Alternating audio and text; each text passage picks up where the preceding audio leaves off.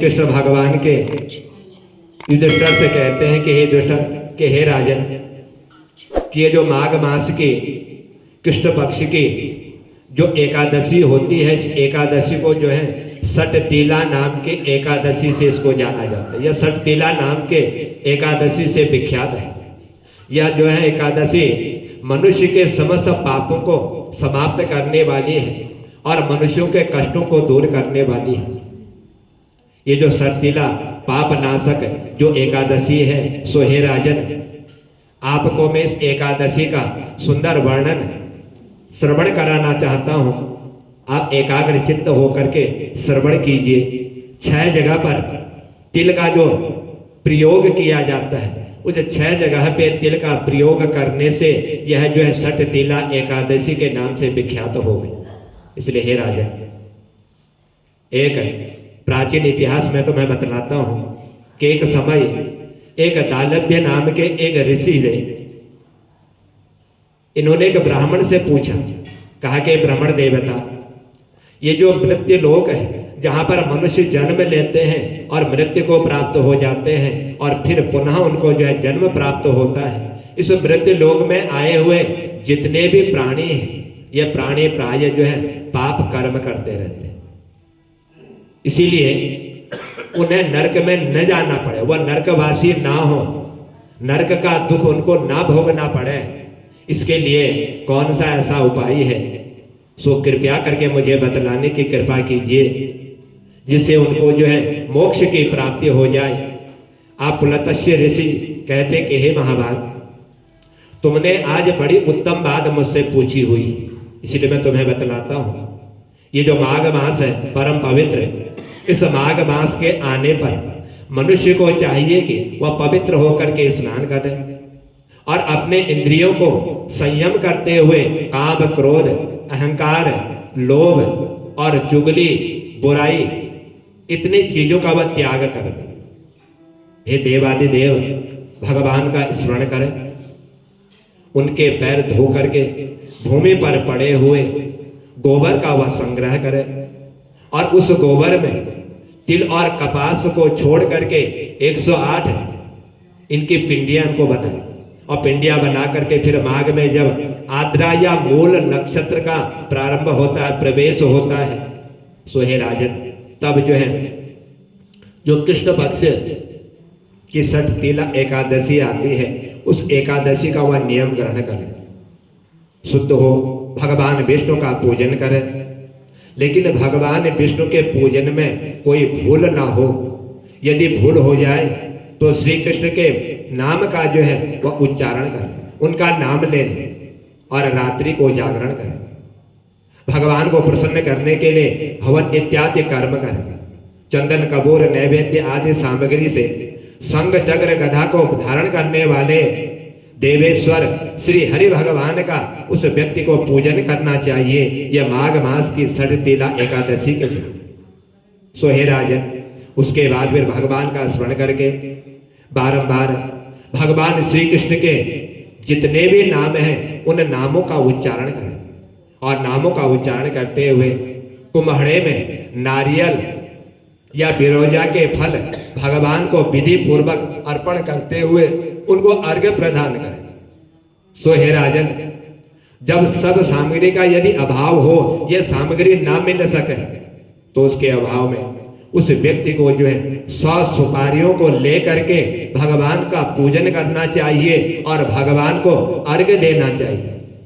और जब अर्घ्य भगवान को दें, उस समय निम्न मंत्र का उच्चारण करें, कहे भगवान से निवेदन करें कि हे सच्चिदानंद, से हे कृष्ण, हे दामोदर, आप बड़े दयालु और हम जो है आश्रयहीन जीवों के आप जो है आश्रय दाता हो, आप हमको जो है सहारा देने वाले हो।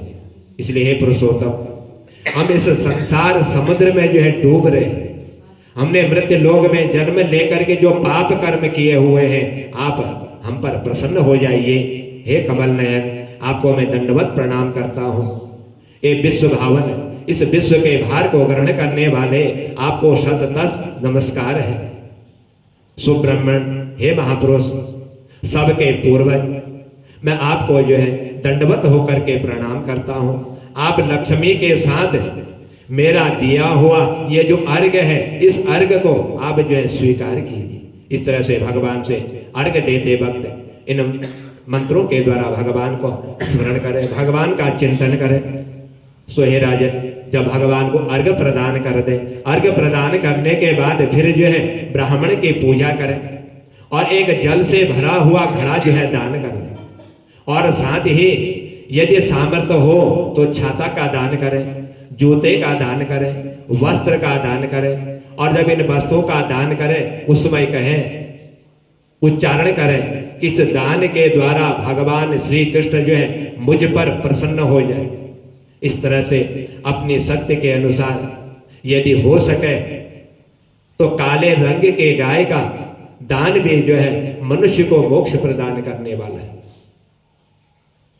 एकादशियों में जो भी दान मनुष्य करता है वह सब दान जो उस मनुष्य को प्राप्त हो जाता है। इसलिए हे राजन, विद्वान पुरुष को चाहिए कि वह तिल से भरा हुआ पात्र भी दान करे। और तिल से यदि कोई पात्र का दान कर लेता है तो भगवान विष्णु उस पर बड़े प्रसन्न होते हैं, क्योंकि भगवान के ही पसीने से ये 3 प्रकार के तिल जो है उत्पन्न हुए हैं। काले तिल, सफेद तिल और भूरे रंग के तिल।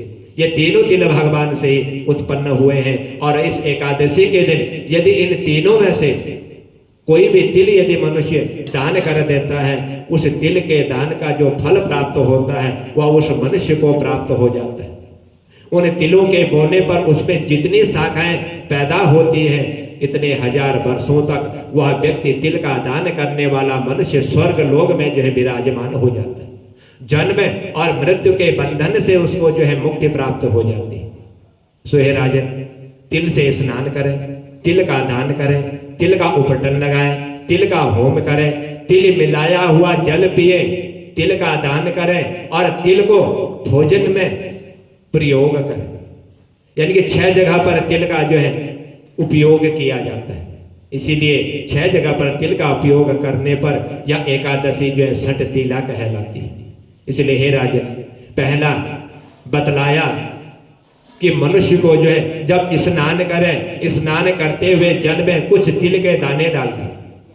और दूसरा फिर जो है तिल को पीस करके उसका उबटन लगाए, तिल के द्वारा होम करें और तिल मिला हुआ जल पिए, तिल का दान करें, तिल को भोजन में प्रयोग करें। ये 6 जगह पर जो तिल का प्रयोग किया जाता है, इसलिए यह षट तिला एकादशी कहलाती है, जो समस्त पापों को नाश करने वाली है।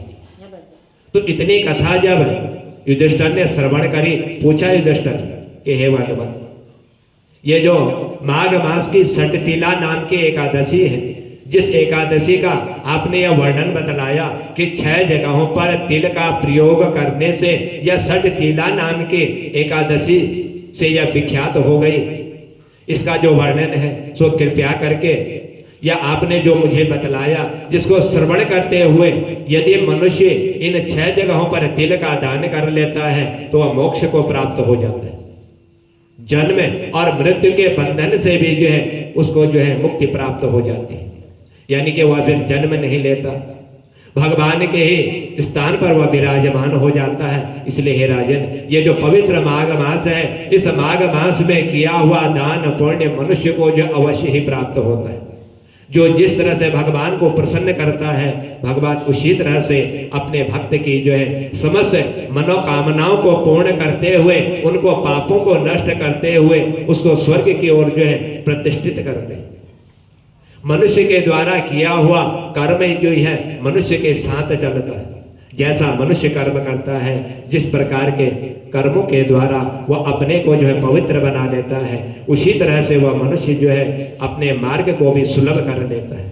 मनुष्य योनि प्राप्त होने पर जो मनुष्य ने कर्मों को नहीं करता तो उसका शरीर जो है मनुष्य के प्राप्त होने पर भी वह पशु के समान माना गया है। इसलिए हे राजन, यह मैंने आपको जो है माघ मास के कृष्ण पक्ष की षट तिला एकादशी का जो तिलों का मैंने उपयोग बतलाया है, इन जगहों पर उपयोग करने से मनुष्य के जितने भी पाप होते हैं अनजाने में किए हुए, वह समस्त पाप जो है उनके नष्ट हो जाते हैं और वह मनुष्य जो है इस लोक में सुख भोग करके अंत में भगवान के सुंदर वैकुंठ धाम को जो है प्राप्त करने वाला हो जाता है। बोल बाके बिहारी लाल की, बोल राधा रानी सरकार की।